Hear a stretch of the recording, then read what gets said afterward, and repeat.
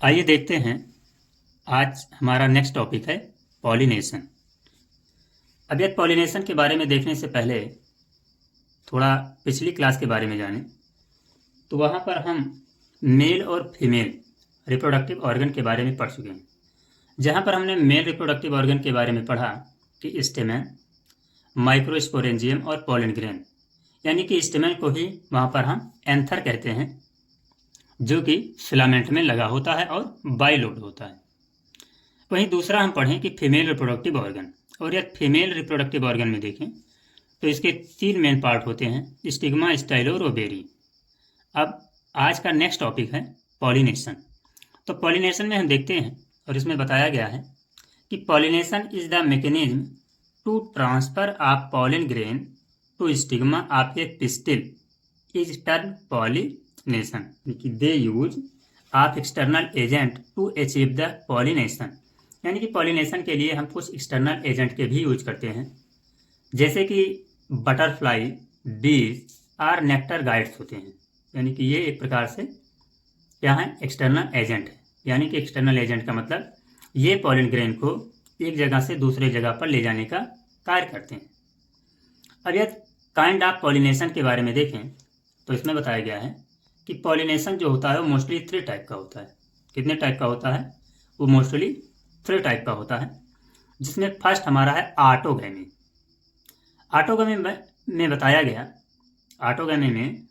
है कि in this type pollination is achieved autogamy in this type pollination is achieved with in same flower.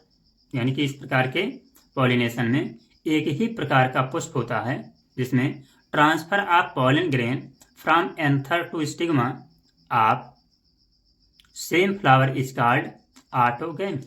यदि same flower पर ही pollen grain का transfer हो तो इसे हम क्या कहते हैं? इसे हम कहते हैं ऑटोगैमी।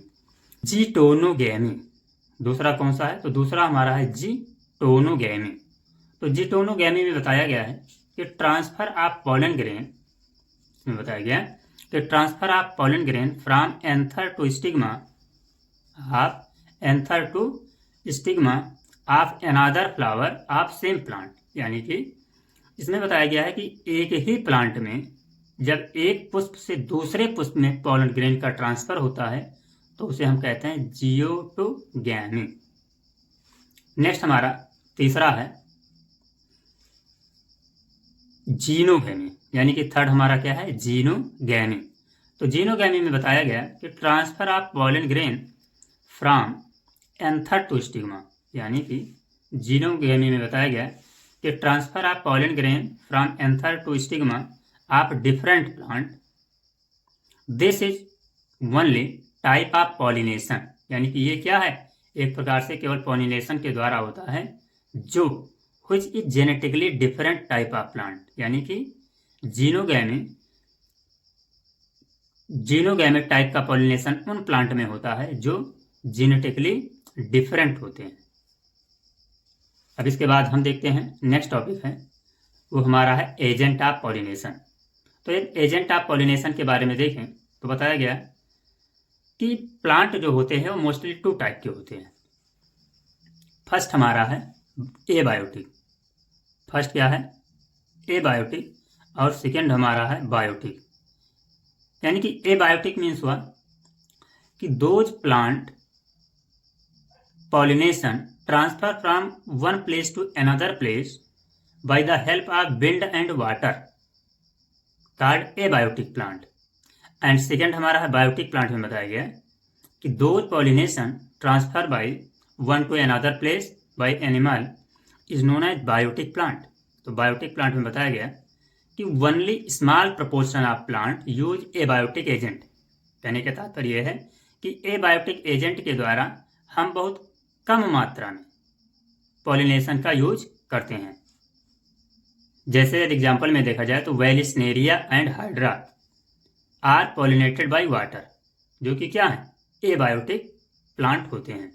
और ये एबायोटिक प्लांट में वेलिस्नेरिया और हाइड्रा इसका बेस्ट एग्जाम्पल है। नेक्स्ट टॉपिक है हमारा आर्टिफिशियल हाइब्रिडाइजेशन। नेक्स्ट टॉपिक है आर्टिफिशियल हाइब्रिडाइजेशन। तो यदि आर्टिफिशियल हाइब्रिडाइजेशन की बात करें तो इसमें बताया गया है कि it is the major approach of crop improvement programme, यानी कि इसे एक कॉमन टर्म में कहते हैं कि हाइब्रिडाइजेशन। हाइब्रिडाइजेशन में मोस्टली बताया गया है हम क्रॉप को इम्प्रूवमेंट करते हैं, यानी कि क्रॉप की फर्टिलिटी को बढ़ाते हैं।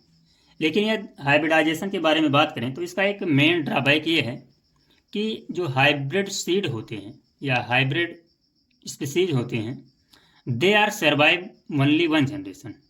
जैसे इसका एक बेस्ट एग्जांपल दिया गया है कि यदि हॉर्स और एस के फर्टिलाइजेशन से म्यूल का फॉर्मेशन किया जाए कि this is the best example of hybridization. Next topic इसमें है इमैस्कुलेशन। इमैस्कुलेशन में बताया गया है कि इसमें जो मेल पार्ट होता है, यानी कि remove of male part is known as emasculation.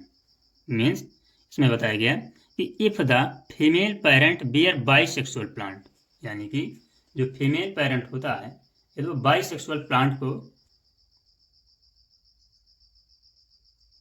Bisexual plant उसमें हो, यानी कि if the female parent bear bisexual flower removal of anther from the flower bud, यानी कि बताया गया कि removal of anther from flower bud before the anther desiccation.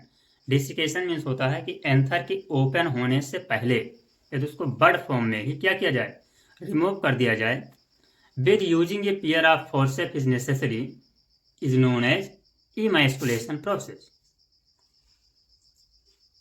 Next topic हमारा है डबल फर्टिलाइजेशन। तो डबल फर्टिलाइजेशन के बारे में हम देखें तो इसमें हम देखते हैं कि आफ्टर इंटरिंग, यानी कि डबल फर्टिलाइजेशन में बताया गया है कि after entering one of synergid, यानी कि जब वन सिनर्जिड इंटर करता है, then pollen tube release two male gamete. तब जो हमारा पॉलन ट्यूब है वो दो मेल गैमेट को रिलीज करता है। कहाँ पर?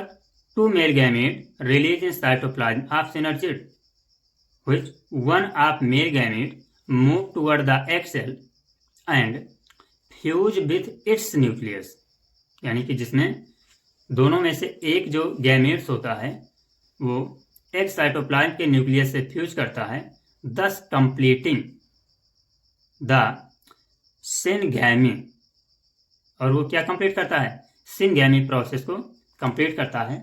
And this result formation of diploid cell called zygote.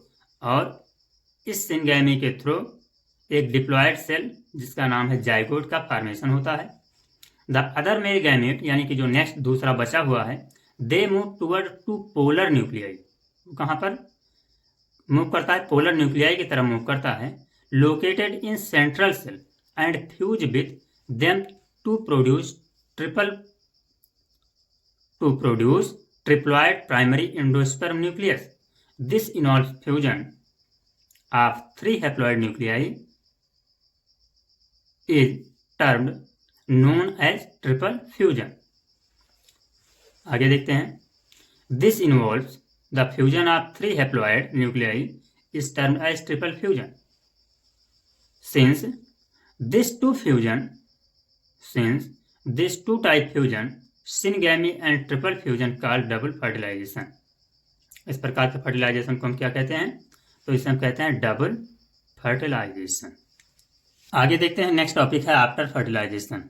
तो आफ्टर फर्टिलाइजेशन में हम देखते हैं कि formation of endosperm and embryo is known as after fertilization. अब यदि एक एक करके देखें तो यदि एम्ब्रियो के बारे में देखें तो जैसा कि हम जानते हैं कि the embryo of both type, यानी कि एम्ब्रियो जो होते हैं वो 2 टाइप के होते हैं, जिसमें एक होता है डाइकोटिलेडन और दूसरा होता है monocotyledon. These are following stage like, यानी कि एम्ब्रियो की जो स्टेज होती है वो फॉलोइंग टाइप की होती है, जिसमें सबसे पहला हमारा होता है जाइगोट।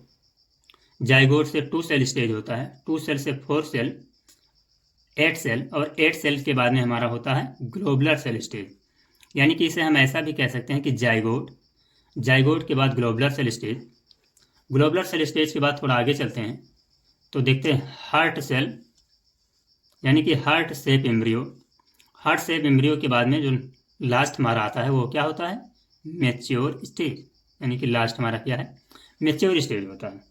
अब इसमें जो हमारा दूसरा टॉपिक है यानी कि एम्ब्रियो के बाद में वो हमारा होता है एंडोस्पर्म। तो एंडोस्पर्म में बताया गया कि endosperm development proceed embryo development. यानी कि एंडोस्पर्म का डेवलपमेंट किससे प्रोसीड होता है, तो एम्ब्रियो के डेवलपमेंट से होता है। यानी कि endosperm completely consumed by the developing embryo. यानी कि एंडोस्पर्म जो होता है वो कंप्लीटली किसके द्वारा कंज्यूम कर लिया जाता है, तो कंज्यूम किया जाता है एम्ब्रियो के द्वारा। और कब, तो डेवलपिंग स्टेज में, यानी कि ग्रो स्टेज में होता है, यानी कि बिफोर सीड मेच्योरेशन। तो वही यानी सीड मेच्योरेशन से पहले जो हमारा ग्रोइंग स्टेज होता है उसमें क्या होता है, तो उसमें एम्ब्रियो जो है वो एंडोस्पर्म को क्या कर लेता है, कंज्यूम कर लेता है as a food for nourishment and growing. अब नेक्स्ट टॉपिक इसमें है डोरमेंसी। तो जैसा कि हम पिछली कक्षाओं में पढ़ चुके हैं कि डोरमेंसी मीन्स होता है सुसुप्ता। यानी कि इसे हम ऐसे कह सकते हैं कि when the embryo may enter the inactive state but during favorable condition they are germinate। यानी कि during favorable condition they are germinate। यानी कि बताया गया है कि जब जो एम्ब्रियो होता है वो इनएक्टिव स्टेट रहता है, इनएक्टिव स्टेट में रहता है, लेकिन जैसे फेवरेबल कंडीशन होता है यानी कि एक सफिशिएंट अमाउंट में ऑक्सीजन, टेम्परेचर और ह्यूमिडिटी होती है, तो उस समय यही जो इनएक्टिव सीड होता है ये जर्मिनेट कर जाता है। और इस प्रकार के जर्मिनेशन को हम क्या कहते हैं, डोरमेंसी या सीड डोरमेंसी। इसके बाद नेक्स्ट टॉपिक हमारा है टर्म पार्थिनोकार्पी। पार्थिनोकार्पी में हम देखते हैं कि व्हेन द फ्रूट डेवलप्स, यानी कि when the fruit development without fertilization such called the parthenocarpy. यानी कि जब फ्रूट का डेवलपमेंट विदाउट फर्टिलाइजेशन के थ्रू हो तो उसे हम क्या कहते हैं, उसे हम कहते हैं पार्थिनोकार्पी। अब इसमें आगे बताया गया कि the parthenocarpic fruit can induce through the application of growth hormone. यानी कि इस प्रकार के जो फ्रूट होते हैं वो ग्रोथ हार्मोन के एप्लीकेशन के द्वारा,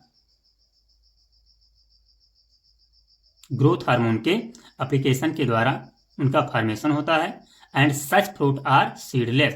और इस प्रकार के जो फ्रूट होते हैं वो कैसे होते हैं, सीडलेस होते हैं। जैसे इसका बेस्ट एग्जांपल लिया जाए तो एक फ्लेवर सेवर टोमेटो है जो कि क्या, एक पार्थिनोकार्पी का बेस्ट एग्जांपल है। नेक्स्ट एंड लास्ट टॉपिक हमारा है एपोमिक्सिस। यानी कि इसे हम कह सकते हैं एपोमिक्सिस या पॉलीएम्ब्रियनी। तो एपोमिक्सिस के बारे में देखें तो बताया गया कि few flowering plant such as some species of Asteraceae and grasses.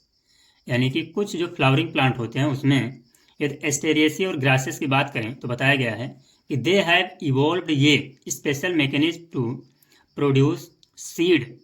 यानी कि they produce seed without fertilization is called apomixis.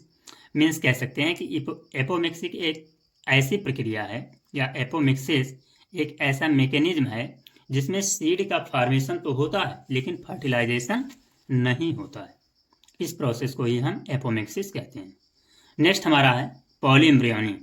तो पॉलीएम्ब्रियनी में बताया गया है कि occurrence of more than one embryo in a seed. यानी कि occurrence of more than one embryo in a single seed is called polyembryony. Polyembryony means होता है कि एक से अधिक एम्ब्रियो का फॉर्मेशन हो, इसी को हम कहते हैं पॉलीएम्ब्रियनी।